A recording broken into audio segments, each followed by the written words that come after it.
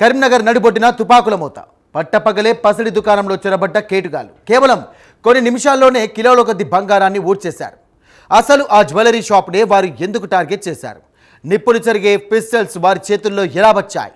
ఈ భారీ రాబరీ వెనుక ఉన్నటువంటి ఆ ఇంటర్నేషనల్ మాస్టర్ మైండ్ ఎవరు? గూగుల్ మ్యాప్స్, సీక్రెట్ యాప్స్తో వారు చేసినటువంటి స్కెచ్ చూస్తే మైండ్ బ్లాక్ అవ్వాల్సిందే.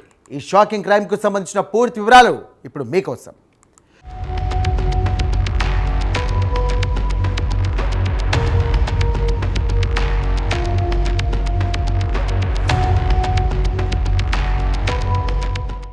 మే 3వ తేదీ కరీంనగర్ ఎప్పటిలాగే రద్దీగా ఉంది. ప్రముఖ పీఎంజే ఆభరణాల దుకాణంలో సిబ్బంది తమ పనుల్లో నిమగ్నమై ఉన్నారు. అప్పుడే కస్టమర్ల వేషంలో కొందరు కిలాడీలు లోపలికి ప్రవేశించారు. మొదట అంతా నార్మల్గానే ఉన్నా ఒక్కసారిగా సీన్ మారిపోయింది. బ్యాగుల్లో దాచుకున్న మారణాయుధాలను బయటకు తీసి సిబ్బందిని బెదిరించారు.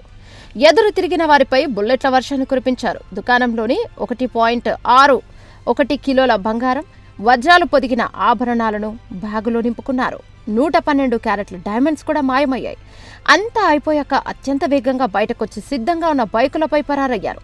పారిపోయే క్రమంలో ఒక నగలతో కూడిన బ్యాగును అక్కడే వదిలేసిన మరో భారీ బ్యాగుతో వారు మాయమవ్వడం సంచలనాన్ని సృష్టించింది.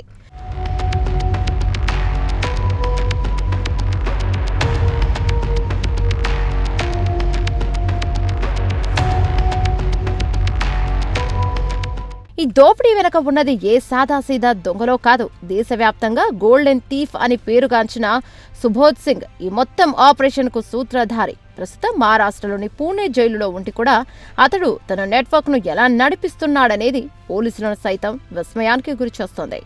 జైలు గోడల మధ్య కూర్చొని కరీంనగర్లోని జ్యువెలరీ షాప్లో గన్ ఫైర్ చేయించే స్థాయికి ఈ గ్యాంగ్ ఎదిగింది. సుబోధ్ సింగ్ కోసం పనిచేసేవారు కేవలం దొంగలు మాత్రమే కాదు, వారు పక్కా ప్రొఫెషనల్స్ లాగా వ్యవహరిస్తారు. ఆయుధాలు సమకూర్చడానికి ఒక టీం ఉంటే, దొంగలించిన నగలను మార్కెట్లో అమ్మడానికి మరో స్పెషల్ విభాగం ఉంటుంది. ఈ ముఠాకు జీతాలతో పాటు దోచుకున్న సొత్తులో భారీగా ప్రోత్సాహాలు కూడా అందుతాయని పోలీసు విచారణలో తేలింది. సుబోధ్ సింగ్ ఒక గ్యాంగ్స్టర్ ఉన్నారు, బీహార్ జైల్లో ఉన్నారు. అతని డైరెక్షన్స్లో వీళ్ళు మొత్తం పని చేస్తారు. మల్టిపుల్ టీమ్స్ ఉంటాయి. ఆ టీమ్స్లో ఎగ్జిక్యూషన్ టీంతో పాటు రిసీవింగ్ టీం కూడా ఉంటాయి. ఆ టీం వాళ్ళు వీళ్ళతో గోల్డ్ జ్యువెలరీ తీసుకొని ఆ రోజు మహారాష్ట్ర తెలంగాణ బార్డర్లో వచ్చిన తర్వాత ఇక్కడ గోల్డ్ జ్యువెలరీ తీసుకున్న తర్వాత వీళ్ళు అక్కడ నుంచి పాడిపోయారు వేరే వెహికల్లో. అండ్ వీళ్ళు పబ్లిక్ ట్రాన్స్పోర్ట్ యూజ్ చేసుకొని ఇక్కడ నుంచి పాడిపోయారు.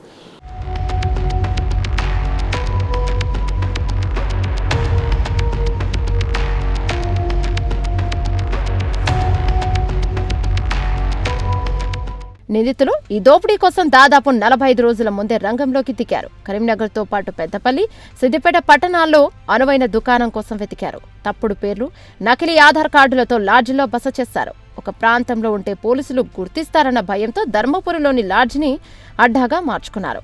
గూగుల్ మ్యాప్స్లో సీసీ కెమెరాలు తక్కువగా ఉన్న గ్రామీణ రహదారులను గుర్తించి ప్రత్యేకంగా ఒక రూట్ మ్యాప్ను తయారు చేసుకున్నారు. పోలీసులకు దొరకకుండా ఉండేందుకు పక్కా ప్లాన్తో రెక్కి నిర్వహించారు. ఏ సమయంలో ట్రాఫిక్ తక్కువగా ఉంటుంది, ఏ దారిలో వెళ్తే సేఫ్గా తప్పించుకోవచ్చు అనే దానిపై వీరు లోతైన హోంవర్క్ చేశారు.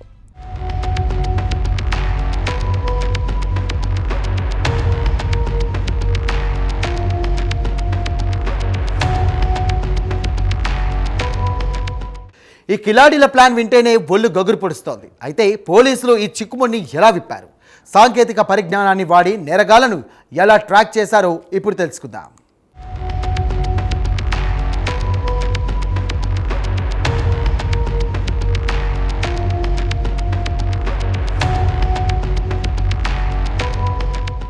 నేరం జరిగిన వెంటనే రంగంలోకి దిగిన 20 పోలీస్ బృందాలు గాలింపు చర్యలను చేపట్టాయి. ధర్మపురి సమీపంలో పడేసిన ఒక మొబైల్ ఫోన్ మార్గం మధ్యలో లభించిన ట్యాబ్లు పోలీసులకు కీలక ఆధారాలుగా మారాయి. ఈ ముఠా సభ్యులు సాధారణ కాల్స్ కూడా సమాచారం మార్పిడి కోసం ఒక ప్రత్యేక మొబైల్ యాప్ను వినియోగించారు. దుకాణంలో దోపిడీ ప్రారంభమైంది అనడానికి సంకేతంగా ఒక నిందితుడి చేతిలో ఉన్న బంగారు చైన్ ఫోటో తీసి ఆ యాప్లో అప్లోడ్ చేశాడు. ఇదంతా జైలులో ఉన్న సుబోధ్ సింగ్ పర్యవేక్షణలోని జరిగింది. నిందితులు ఒకరికొకరు తప్పుడు పేర్లతో పిలుచుకోవడం వల్ల విచారణ సమయంలో పోలీసులను గందరగోళానికి గురి చేయాలని భావించారు. ఇప్పుడు చాలా సెన్సిటివ్ కేసు జరిగింది ఇక్కడ 11 days బ్యాక్. 3rd Mayలో జరిగిన incident, arm dacoity case incident చాలా సెన్సేషనల్ కేసు. కేసు అయిన తర్వాత ఇమీడియట్గా మన పోలీస్ టీం అక్కడ రీచ్ అయ్యి ఏరియా కార్డన్ ఆఫ్ చేశారు. వెంటనే ఇన్వెస్టిగేషన్ స్టార్ట్ చేసాము. Multiple teams more than 20 teams form చేసుకొని డిఫరెంట్ టాస్క్ వాళ్ళకి టాస్క్ అలాట్మెంట్ జరిగింది. ముఖ్యంగా వాళ్ళు ఎట్లా ఎస్కేప్ అయ్యారు, ఎక్కడ నుంచి వచ్చారు, దీని మీద మేము నిఘా పెట్టాము. ఆ తర్వాత ఐడెంటిఫికేషన్ కోసం కూడా సెపరేట్ టీం పెట్టాము. మొత్తం అయిన తర్వాత మనకి ఏం తెలిసింది అంటే వాళ్ళు ధర్మపురిలో ఒక లాడ్జ్లో షెల్టర్ తీసుకున్నారు. అక్కడ నుంచి అఫెన్స్ చేయడానికి అఫెన్స్ జరిగిన రోజు ముందే మార్నింగ్ స్టార్ట్ అయ్యి ఇక్కడ వచ్చి అఫెన్స్ చేసుకొని మళ్ళీ అక్కడ వెళ్ళిపోయారు.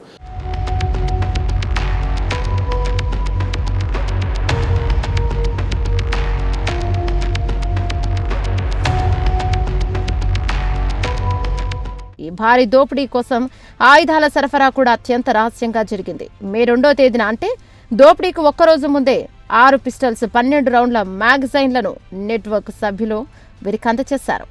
మంచిర్యాల మీదుగా చంద్రాపూర్కు వెళ్లి ఈ ఆయుధాలను రఘునాథ్ కర్మార్కు సేకరించాడు. ఆ తర్వాత జార్ఖండ్, పశ్చిమ బెంగాల్ సరిహద్దులో ఒక్కొక్క సిమ్ కార్డును 10,000 రూపాయలకు కొనుగోలు చేశారు.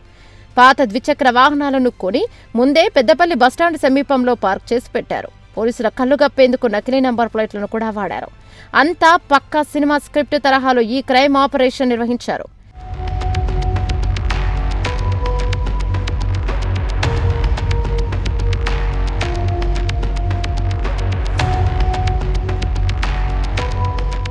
దోపిడీ అనంతరం నిందితులు పారిపోయిన తీరు కూడా ఆశ్చర్యాన్ని కలిగిస్తోంది. 2 బైకులపై 5 సభ్యులు ధర్మపురి వైపు దూసుకెళ్లారు. అక్కడ గోదావరి నదీ తీరంలో తమ బైకును పడేసి నీళ్లలో నడుచుకుంటూ నది అవతలి వైపునకు వెళ్లారు. అక్కడి నుంచి ఎవరికీ అనుమానం రాకుండా వేర్వేరు మార్గాల్లో తమ స్వస్థలాలకు వెళ్లిపోయారు. మరోవైపు రఘునాథ్ మిశ్రా నగల బ్యాగులతో గూండాల అటవీ ప్రాంతానికి చేరుకున్నారు.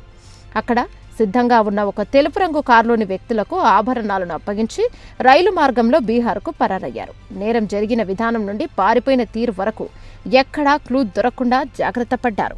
అక్కడ ఒక బైక్ వదిలేసి 2 టీమ్స్ డివైడ్ అయ్యి వీళ్ళు అక్కడ నుంచి గోదావరి బై వాక్ దాటిన తర్వాత పబ్లిక్ ట్రాన్స్పోర్ట్ యూజ్ చేసుకుని అక్కడ నుంచి 7:38 రాత్రి వరకు ఎస్కేప్ అయ్యారు.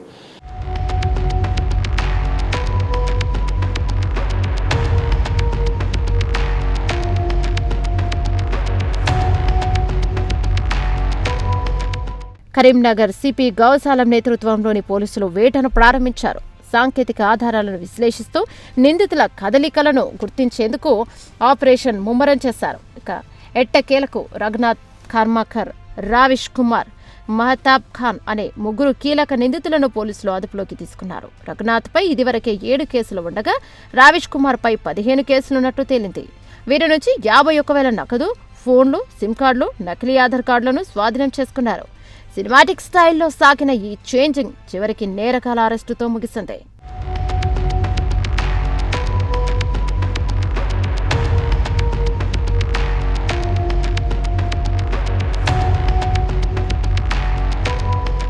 ఇక నిందితులు దొరికినా దోచుకున్నటువంటి బంగారం ఇంకా లభ్యం కాకపోవడం చర్చనీయాంశంగా మారింది. అసలు ఈ గ్యాంగ్ ఇంకా ఎక్కడెక్కడ ఇటువంటి దాడులు చేసింది?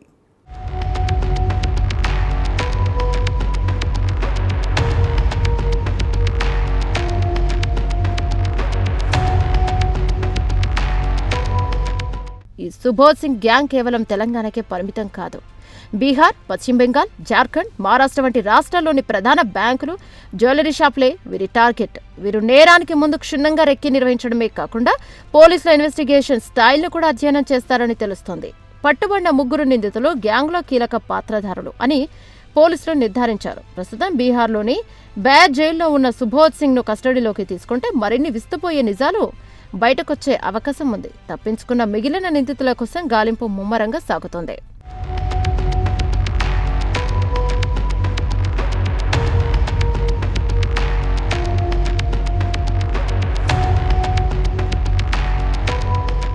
ఈ ఘటనతో కరీంనగర్ వ్యాపార వర్గాల్లో ఆందోళన మొదలైంది. పోలీసుల షాపుల యజమానులకు పలు కీలక సూచనలు చేశారు. ప్రతి దుకాణంలో నాణ్యమైన సీసీటీవీ కెమెరాలు ఉండాలని, వాటిని నిరంతరం పర్యవేక్షించాలని ఆదేశించారు. లాడ్జిలలో ఐడీ ప్రూఫ్ లేకుండా ఎవరికీ గదులు ఇవ్వకూడదని హెచ్చరించారు. ఆభరణాల రవాణా సమయంలో తప్పనిసరిగా భద్రతా నియమాలను పాటించాలని, ఎమర్జెన్సీ అలారం వ్యవస్థలను ఏర్పాటు చేసుకోవాలని సూచించారు. నేరగాలు ఎంతటి టెక్నాలజీ వాడినా చట్టం నుంచి తప్పించుకోలేరని ఈ అరెస్టులతో స్పష్టమైంది.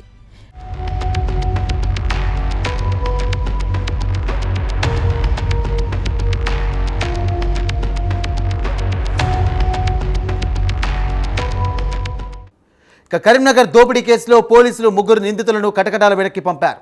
నేరగాళ్లు ఎంత తెలివిగా ప్లాన్ చేసినా పోలీసుల వ్యూహాల ముందు తల వంచక తప్పదు. అయితే దుకాణదారులు కూడా అప్రమత్తంగా ఉండాల్సిన సమయం ఆసన్నమైంది. చిన్న అజాగ్రత్త కూడా భారీ మూల్యానికి దారితీస్తుందని ఈ ఘటన మరోసారి హెచ్చరిస్తోంది. నేరగాళ్ల వేట కొనసాగుతూనే ఉంటుంది.